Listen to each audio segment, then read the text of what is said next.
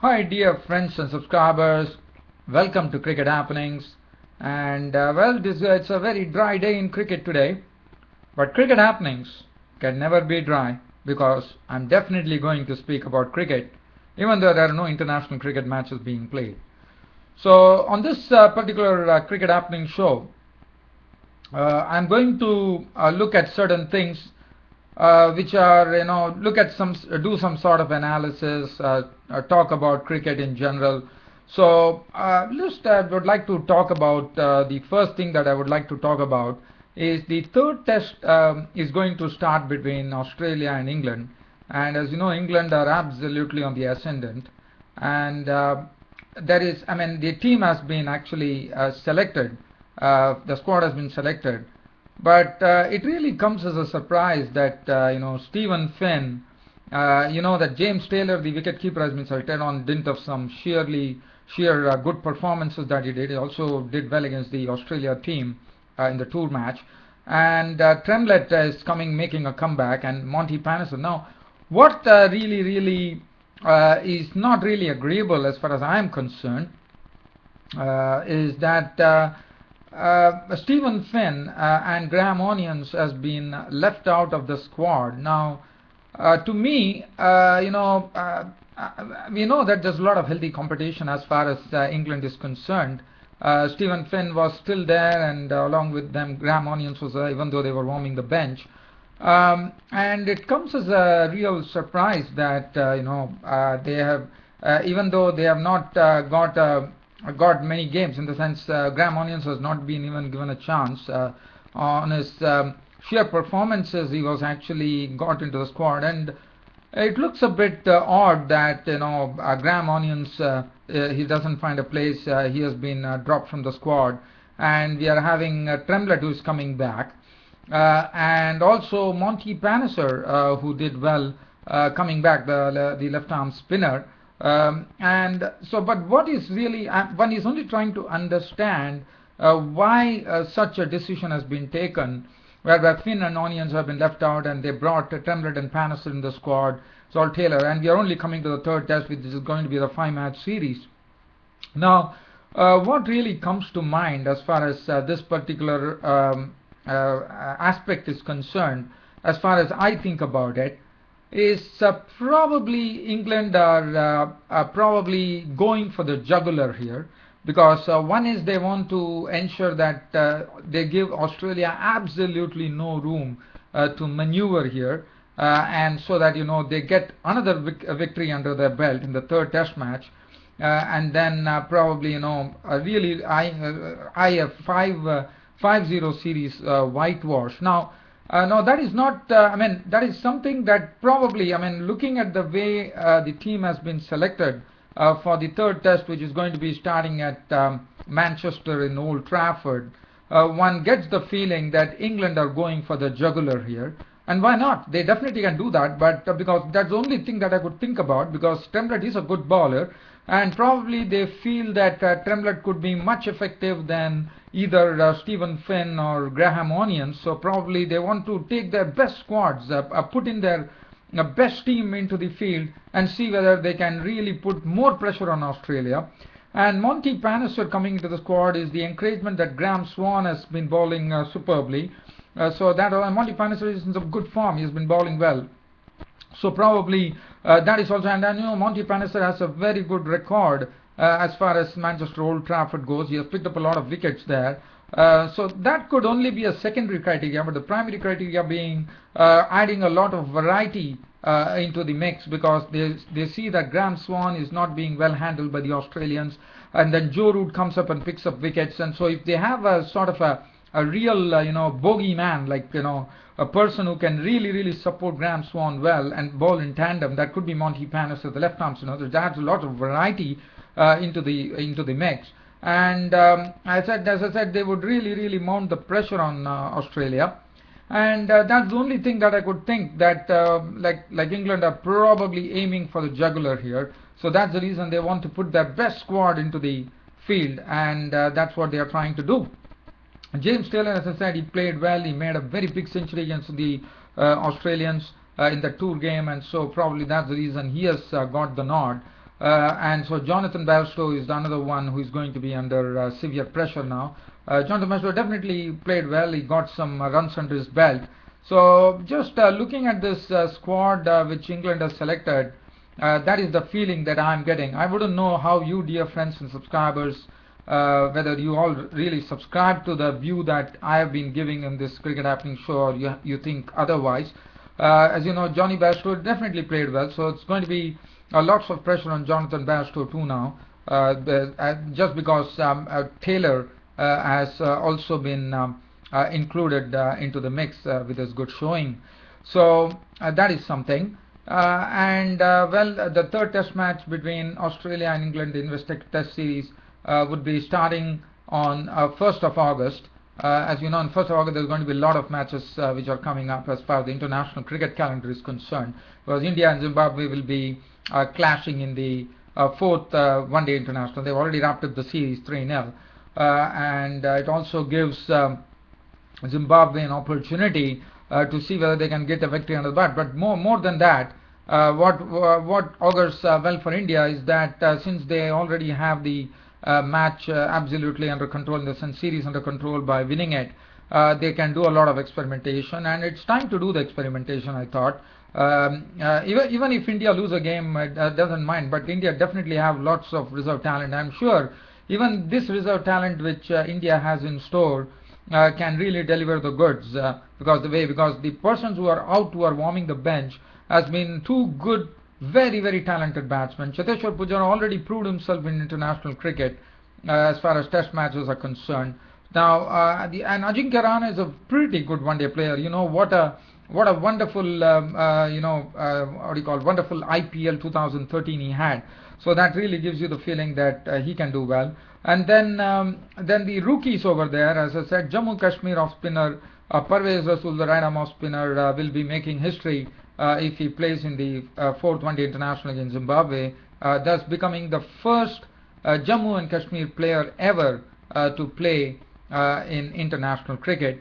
And also another thing is Mohit Sharma, who showed lots of variety and really ramped up the pace in the IPL 2013, picked up some crucial wickets for Chennai Super Kings. He was definitely beautifully handled by the Indian captain Mahendra Singh Dhoni, the Chennai Super Kings captain.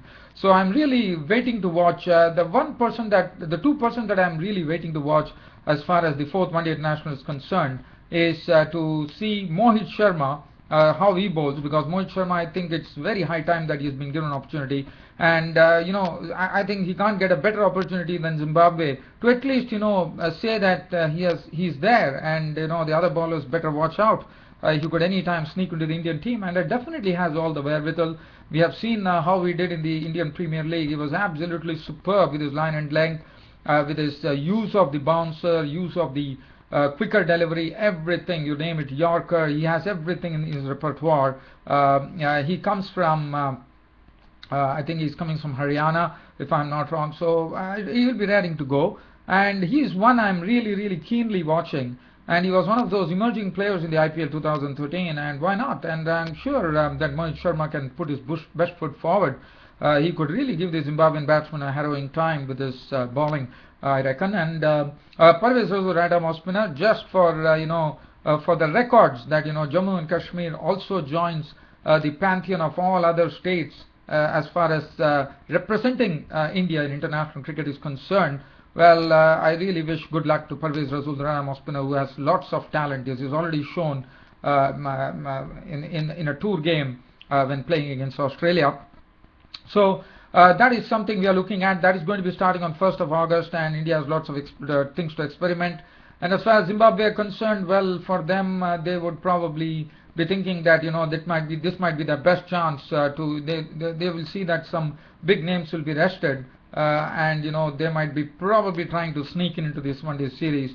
And let me tell you, Zimbabwe, one thing I would like to tell is that they are a very well-knit unit. It's only a matter of all the pieces coming together. We know some performances have been coming. The other day we saw Sikandar Raja first do it, then we saw Sean Williams get into the picture. Vusi Subanda, Masakaja have been doing well, but they have not been able to really pull on, make a big score. And the big disappointment for Zimbabwe, according to me, is the Zimbabwean captain Brendan Taylor not really getting lots of runs under his belt. And then the lower middle order looking a bit shaky with Malcolm Waller, who did very well against Bangladesh and New Zealand, really not really contributing with the bat, which is also a prime factor. I thought the bowling is still okay, but the batting really needs to come up if they are to combat the Indians. And I wouldn't be surprised, because they definitely have Elton Chigumbura. He played in one game, the other games he couldn't play. So it all, I have a feeling that everything has to really come together for them. If everything comes together, I think they have a good, a decent bowling attack, and this could really be something that one is waiting for, a real battle to be done between both the teams, India and Zimbabwe. One only hopes, for the sake of Zimbabwe cricket fans, that we have a great battle on hand when the fourth one-day international takes place.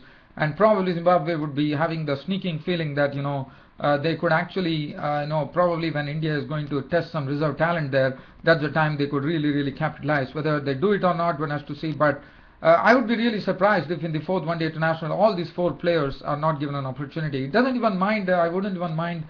Probably Virat Kohli sitting down and Suresh Raina are taking the reins of captaincy, just to for these four people to really get an opportunity. Or probably it could be the other way around too. Probably Indian selectors might be thinking that they might give two players a chance in the fourth one-day international, and they still have a fifth one-day international, and probably experiment with another two in the latter. But I would like to see both these bowlers coming in, Parvez Rasool and Mohit Sharma, getting into the mix on the fourth one-day international, which is going to be played at Bulawayo. And there are going to be some batting try, but doesn't mind as far as bowling is concerned. I mean, the talent has to be really set loose, and I would be really happy for Parvez Rasool and Mohit Sharma to have a look in and get the taste of international cricket for the first time. Well, so that is as far as that is concerned. Then we have the Pakistan Sri Lanka fifth one-day international coming up. Probably that is coming up tomorrow if my schedules that I've been seeing is right. And if my memory serves me right. Yeah, one thing, just keeping on what has been happening as far as Zimbabwe is concerned, I would like to talk about one beautiful player who has decided to retire. I definitely spoke about it yesterday. But looking at his record that he has, he plays 102 one-day internationals. He got 100 wickets. So he's definitely going on a very good note, like saying that he has already picked up 100 wickets in one-day internationals. And he also has 80 dismissals and 20 tests, and this is that's a very good record. 80 dismissals and 20 tests, 22 tests, and he has 13 wickets in 16 2020 internationals. That is his record. And his name is Raymond Price, the left-arm spinner, who could also bat a bit for Zimbabwe. Made his debut as a 23-year-old against Sri Lanka in 1999. And once upon a time, he had this proud privilege of being second in the ICC ODI rankings as a bowler when he picked up 44 wickets. So that was a proud achievement for him.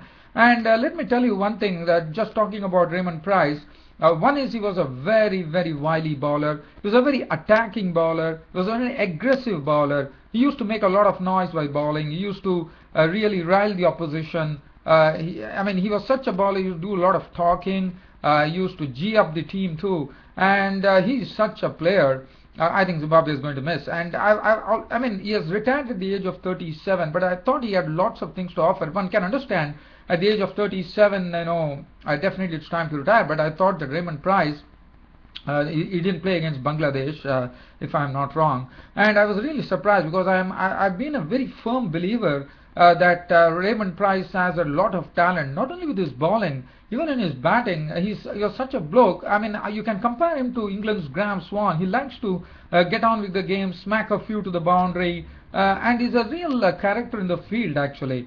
And he also is a good fielder to boot. So it was a real surprise that I felt that I always had the feeling that Raymond Price has not played a lot of test matches. Look at his record. If you look at his test match record, you would understand what I'm talking about. 80 wickets. If you get it in 22 tests, that is a good record according to me. And he's a left-arm spinner, and he was the frontline spinner once upon a time. And only playing 22 tests, he made his debut in 1999, and after playing for 14 years, so you know for a fact that Raymond Price has not been able to cement his place in the Zimbabwe cricket team. He has been in and out of the team. I really feel sorry for Raymond Price that he has not got a long run in this Zimbabwe cricket team. I thought he was pretty talented, and let me tell you, as a left-arm spinner, everything. I mean, he had the arm ball with him. He had lots of variations with his bowling, and I think Zimbabwean cricket is going to miss him. Well, at the age of 37, as I said, it is time to retire, no doubt about it. But probably one could get the feeling he wants to spend time with his family. One can understand that. But it's a sort of a real puzzle for me that the left-arm spinner from Zimbabwe, as talented as Raymond Price, could play only 22 tests for Zimbabwe, and he had to retire after getting only 100 wickets. What will be the case as far as his second innings is concerned in life? Getting time for his family. I really, really wish him good luck. I thought, for me, Raymond Price was a very, very valuable member of the Zimbabwean cricket team, and I only think that he has not done justice to himself as far as playing lots of cricket for Zimbabwe. Well, dear fans, friends and subscribers, nothing else to really talk about as far as this cricket happening show is concerned. Just trying to go into the nook and cranny and see whether I can share something with you. Nothing really. I think that should bring an end to my cricket happening show for today. I hope you all liked it. So as I said, there's a dry cricket day today. There's no cricket being played around, and absolutely no cricket.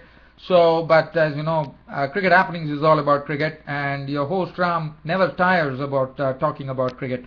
I hope you all enjoyed this cricket show, dear fans and subscribers. Meet you tomorrow. Until then, it's goodbye.